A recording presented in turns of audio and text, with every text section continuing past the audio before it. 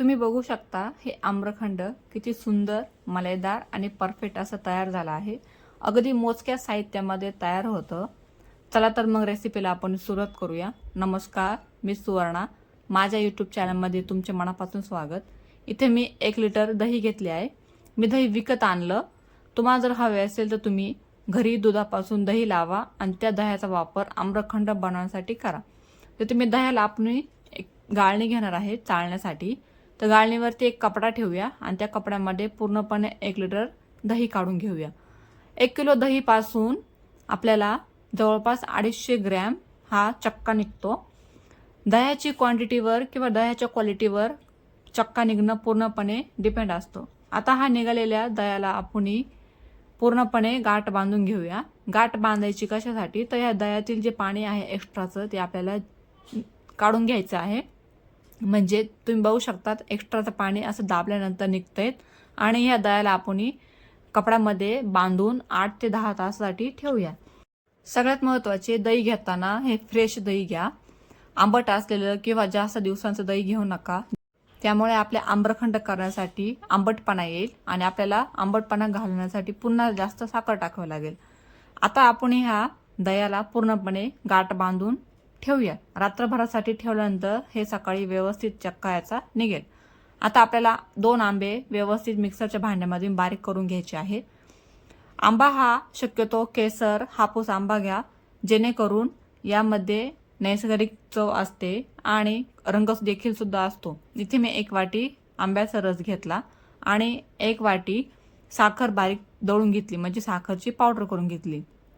त्यासोबत 10-12 पिस्ता आणि 4-5 बदाम देखील कट करून घेतले. तुम्ही बघू शकता हा चक्का किती घट्टसर आहे, अजिबातच पातळ झालेला नाही आणि त्यासोबत किती सफेद दिसतोय. घरी दही लावणार असाल तर शक्यतो फुल फॅटवाले दूध वापरा, जेणेकरून आपला चक्का जास्त पडतो आणि आम्रखंड सुद्धा अधिक गरेदार होतो. आता आपल्याला हा चक्का किसून घ्यायचा आहे. त्यासाठी मी ते चाळण ठेवली आणि त्यावरती हा चक्का आपण किसून घेऊया.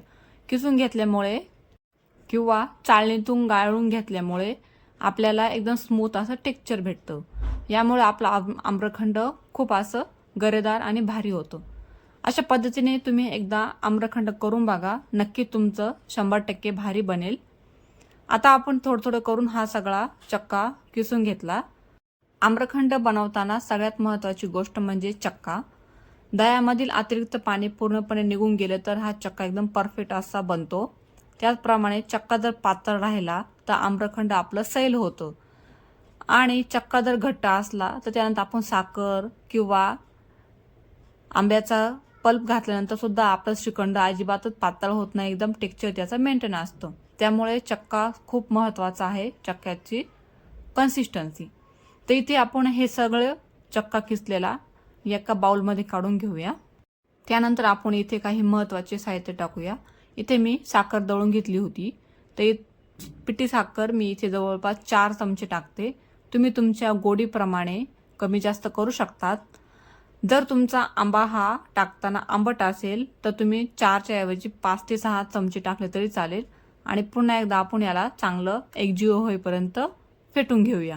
बाजारातील विकत आणलेल्या पदार्थांपेक्षा घरी आपल्या नजरेसमोर बनवलेला पदार्थ कधीही चांगला असतो. त्याच्यामध्ये कोणत्याच प्रकारची अशी भेसळ मिलावट अजिबात नसते. त्याच्यामुळे होईल तसं आपण घरी असे पदार्थ बनवले पाहिजेत. त्यानंतर मी साखर व्यवस्थित फेटून घेतल्यानंतर याच्यामध्ये 4 चमचे आंब्याचा पल्प टाकते. तुम्हाला जर अधिक क्वांटिटी असेल तुमच्याकडे तर तुम्ही तुमच्या गरजेनुसार आंब्याचा पल्प घालू शकतात.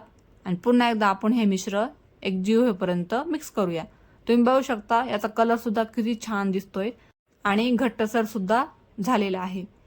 आम्रखंडाची मुख्यतः चव ही आंब्यावरती अवलंबून असते. तुम्ही योग्य प्रकारचा आंबा निवडला तर तुमचं 100% आम्रखंड हे परफेक्ट होणारच. त्याचप्रमाणे रंग, चव आणि गुणवत्ता सुद्धा याची अधिक असेल. मिक्स करताना खूप महत्त्वाचे म्हणजे हे पूर्णपणे एकजीव होईपर्यंत आपल्याला चक्का व्यवस्थित फेटायचा आहे. व्यवस्थित फेटला गेला तर हा एकदम गुळगुळीत होतो. आता आपण यामध्ये अर्धा चमचा वेलची पूड टाकूया. वेलची पूड टाकल्यामुळे याला चव देखील उत्तम येते आणि आपलं खायला सुद्धा भारी लागतो. त्याचप्रमाणे याच्यामध्ये गुठळ्या अजिबात राहायला नाही पाहिजेत याची काळजी घ्या। पुढे आपण यामध्ये ड्रायफ्रूट टाकून घेऊया। ड्रायफ्रूट टाकल्यामुळे याच्यामध्ये जो असणारा क्रिस्पीपणा आहे तो छान येतो। पुन्हा एकदा आपण याला चांगलं व्यवस्थित मिक्स करून घेऊया। आम्रखंड हा असा एक पदार्थ आहे जो सणासुदीला आणि पाहुणे आल्यानंतर स्पेशली बनवला जातो किंवा बाजारातून आणला जातो। त्याचप्रमाणे जेवणानंतर परफेक्ट डेझर्ट म्हणून सुद्धा हा खाल्ला जातो। कमी साहित्यामध्ये बनणारा हा आम्रखंड अधिक आपल्याला फायदेशीर सुद्धा आहे शरीरासाठी। तर इथे मी राहिलेले जे ड्रायफ्रूट आहे ते पूर्णपणे टाकून घेतले आणि याला आपण पुन्हा एकदा व्यवस्थित मिक्स करून घेऊया। आता आपण हा आम्रखंड एका बाउलमध्ये काढून घेऊया। जर तुमचा आम्रखंड बनवताना थोडासा पातळ झाला आहे किंवा ते साखरेने थोडंसं पाणी सोडलं तर तुम्ही याला जवळपास फ्रीजमध्ये 1 ते 2 तासासाठी ठेवू शकता। पण माझं हे आम्रखंड एकदम परफेक्ट असं बनलं गेले आहे, याला फ्रीजमध्ये ठेवायची अजिबातच गरज नाही। पण तरी देखील मी याला सेट होण्यासाठी फ्रीजमध्ये थोडा वेळ ठेवणार आहे आणि हे आम्रखंड तुम्ही जवळपास 3 ते 4 दिवस आरामात खाऊ शकतात। तर मंडळी, तयार आहे आपला हा घरगुती क्रीमी स्वादिष्ट आणि आंब्याच्या अप्रतिम चवीने भरलेला आम्रखंड। अशी ही सोपी रेसिपी नक्की एकदा तुम्ही बनवून बघाल। आणि हो, असा हा व्हिडिओ माझा आवडल्यास व्हिडिओला माझ्या लाईक करा, सबस्क्राईब करा, त्यासोबतच अधिकाधिक शेअर करा। मी तुमच्यासाठी खूप असे छान छान व्हिडिओ घेऊन येत राहील। तोपर्यंत